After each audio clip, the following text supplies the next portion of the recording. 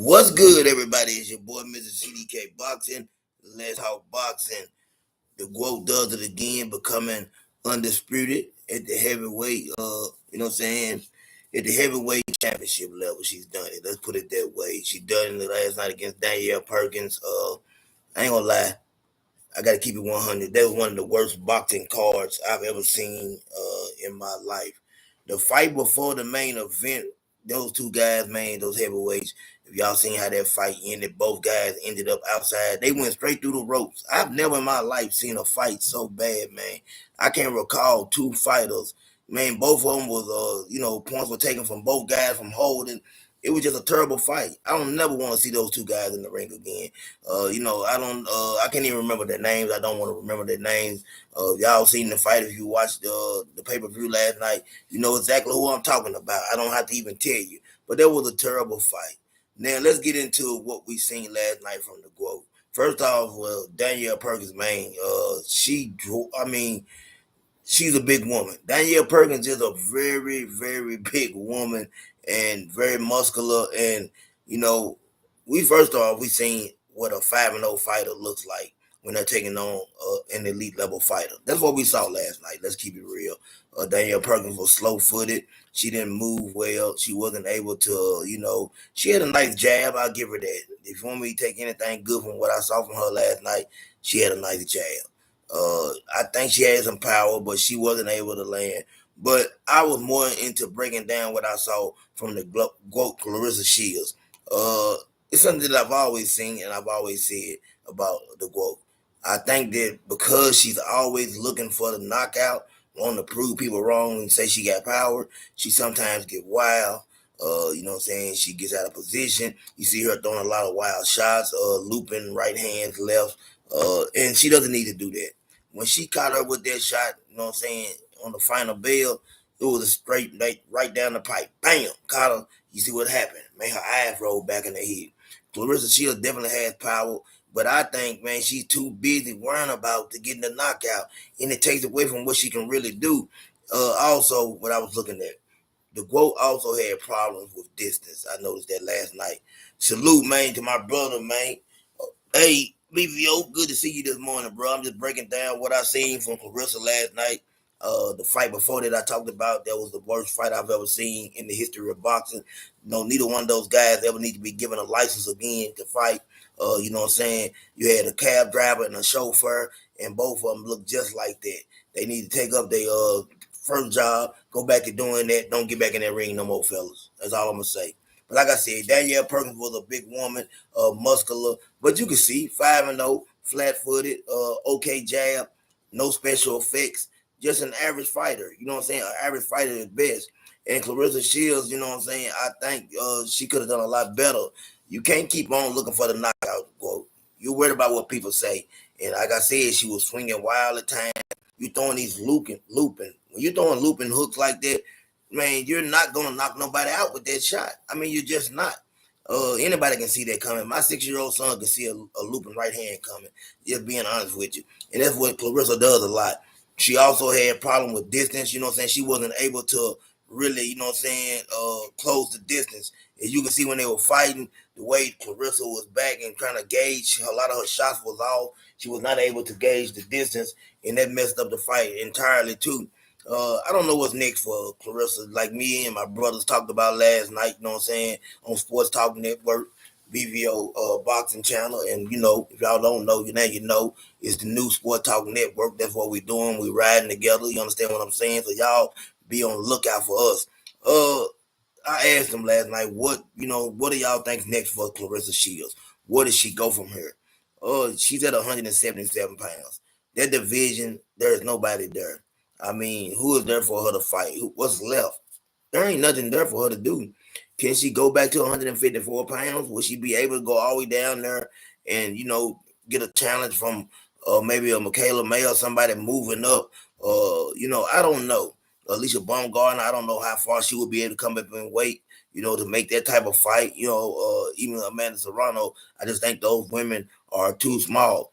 Clarissa Shields is cursed for being great, but also she's cursed for being a big body woman. And that means that she's not going to be able to get the fights that we want to see. She has no true rival. Savannah Marshall was supposed to be her rival. We seen how that panned out. I don't know if I would want to see that fight again as far as in the boxing ring. Now maybe in a PFL, MMA type event, that might be a special fight. I definitely probably would love to see those two in a UFC style fight. I wonder how they would go. I still would lean towards Clarissa. But man, looking at that fight last night, I just realized that there are still things in Clarissa's game that she needs to work on. And uh people gonna say you hate. No, I think Clarissa is the best woman. I think she's the greatest woman of all time. But I still can see that there's things that she needs to do differently. And maybe the coach she got, maybe he's taking her as far as he can take her. Sometimes you have to change coaches. Sometimes you have to move on to learn new things. I think people like Bo Mack, somebody that, what I'm saying. I think Clarissa's one of those people that don't really listen. She's so talented, so good, so headstrong that I wondered did she just take that coach right there because she knew, hey, I can do what I want to with him. He's not going to really, push the issue. And I think that's what's going on, folks. I think Clarissa Shields has a coach, man, that she's not really too much, worried about really getting in her way. She doesn't want anybody to get in her way. But like I said, she's going to have to come up with another plan. She wants to fight 3 times this year. Now we hearing about her fighting, was it Franchon Cruz maybe?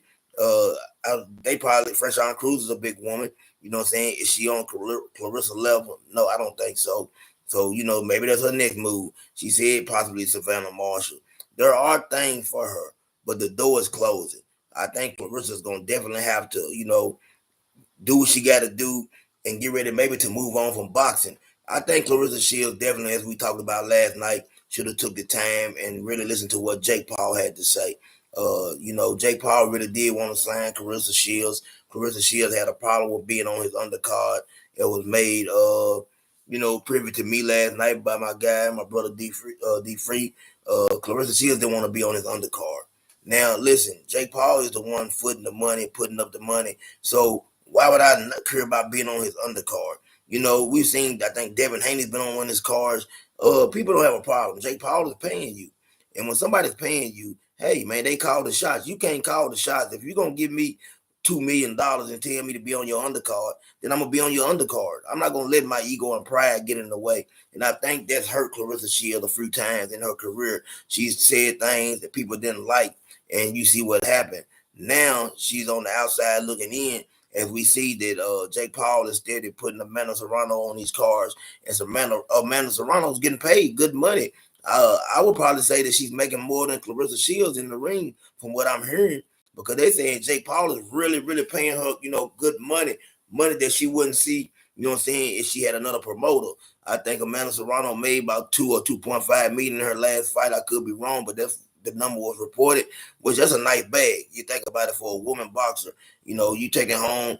I don't know. She's getting 2.5. She might have took home about 1.7, 1.8, which ain't bad at all. You know what I'm saying? That's a good thing. So I think Clarissa, man, kind of, dropped the ball on that one, and she's going to have to learn how to work with other people. She's been with the same promoter for a long time now. He's doing his job. He's doing his best. But, man, she's going to have to, start thinking about, hey, maybe. And I don't even know if Turkey, I noticed this. I don't know if Turkey's had any women on his card yet. I've been thinking about that. Have any women been on Turkey Al-Sheik's card? I haven't seen any. How would Turkey Al-Sheik feel, about putting on a fight for Clarissa Shields? I definitely would love to see how that plays out. Is there anybody, that he could make, available for her? And now, I've listened, I get up early in the morning, I go to different channel after channel. This is what I do. I pick up on what people are talking about. I went to Fanon channel. Shout out to him. No hate. And I heard he had 2 people on his panel, and they basically was Shakur Stevenson haters. But Fanon, you know what I'm saying, he did stand on business for Shakur and saying that a lot of people hate on Shakur for no reason. Listen, Shakur doesn't need to knock people out to do what he does best in the ring, and that's box.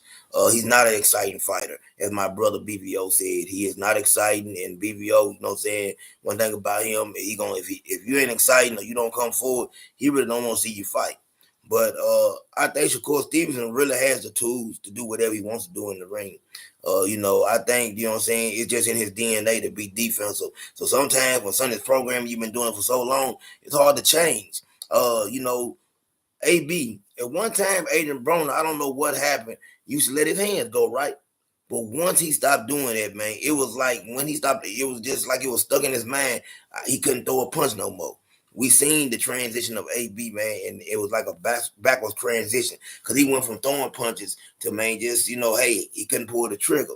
What's your core? I think Shakur and this Floyd Schofield fight is going to be a phenomenal fight.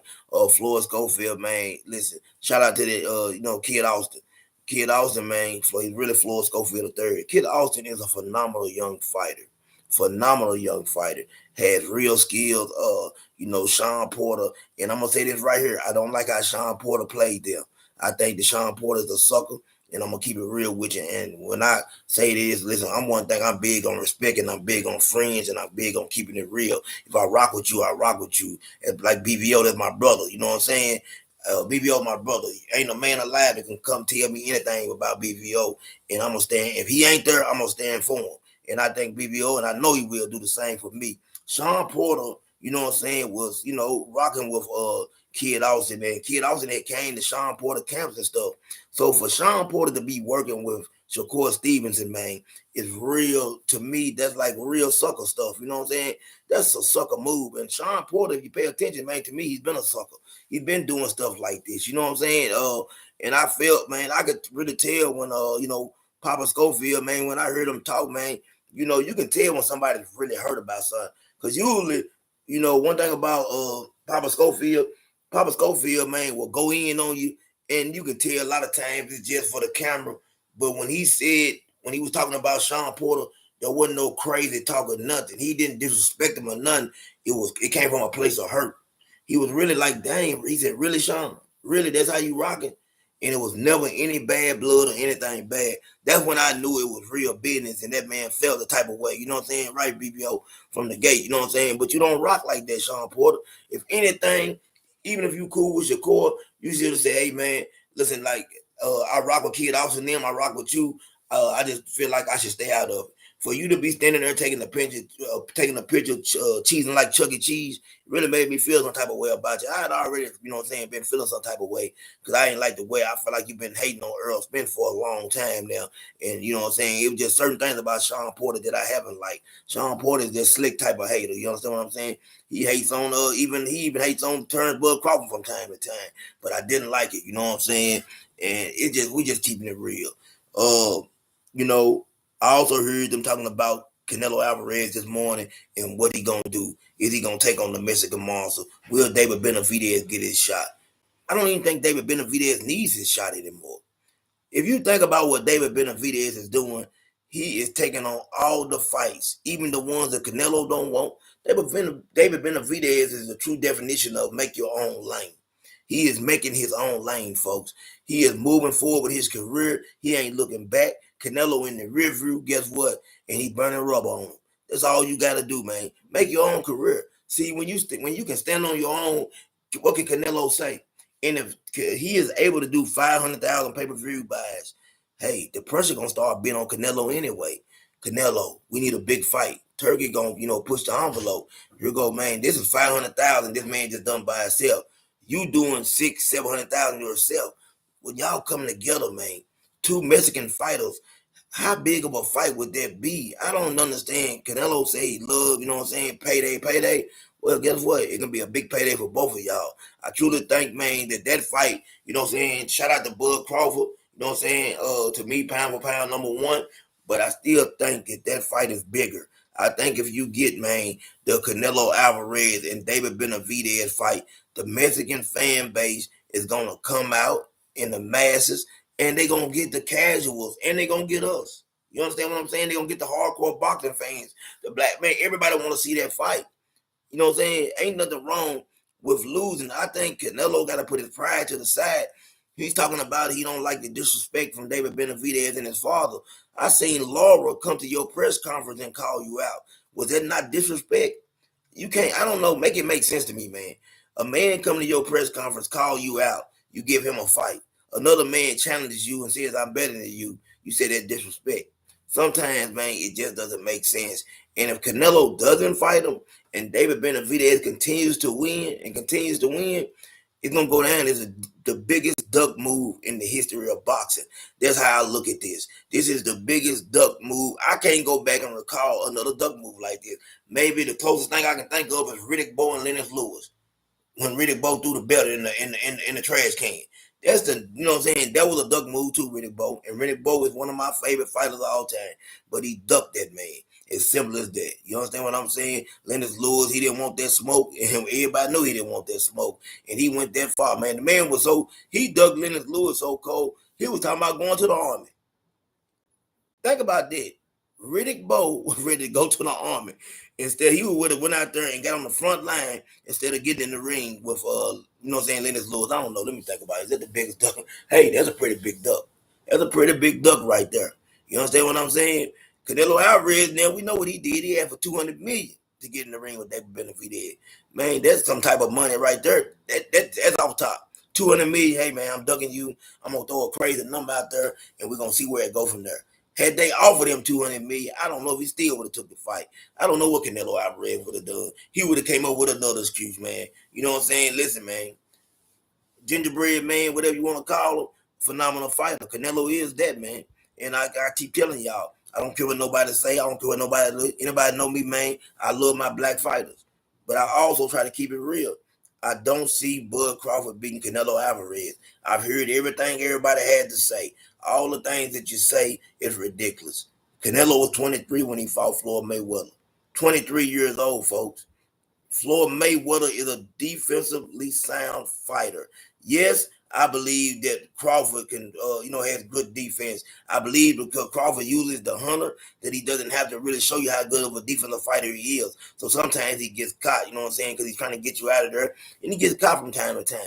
But man, Canelo, guess what? He holds all the cards. I'm telling y'all what's gonna take place. Canelo gonna make sure the ring, he gonna call the ring size. The ring gonna be a whole lot smaller than Crawford gonna like. Meaning that you're not gonna be able to get away from me. Meaning that he's gonna be able to corner you, catch you on the ropes. It's gonna be a problem. Canelo gonna come in the ring on fight night, probably 180, 185, maybe even 190. But gonna probably come in there 170. It's gonna be a 20-pound weight difference. We're gonna see that. I'm breaking down to y'all what's gonna happen. Canelo chin, second to none.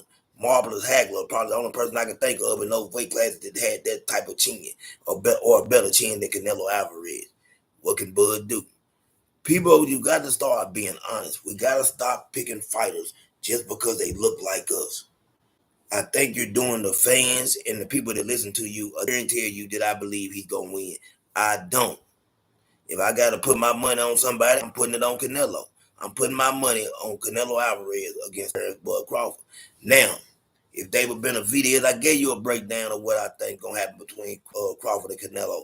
How do I see Benavidez and Canelo fight playing out? Listen, Canelo Alvarez is capable of beating anybody now. Canelo's probably gonna drain David. Now, this is gonna be the kicker right here, folks. I want y'all to understand something. David Benavidez and Canelo fight, there's gonna be a weight clause in there.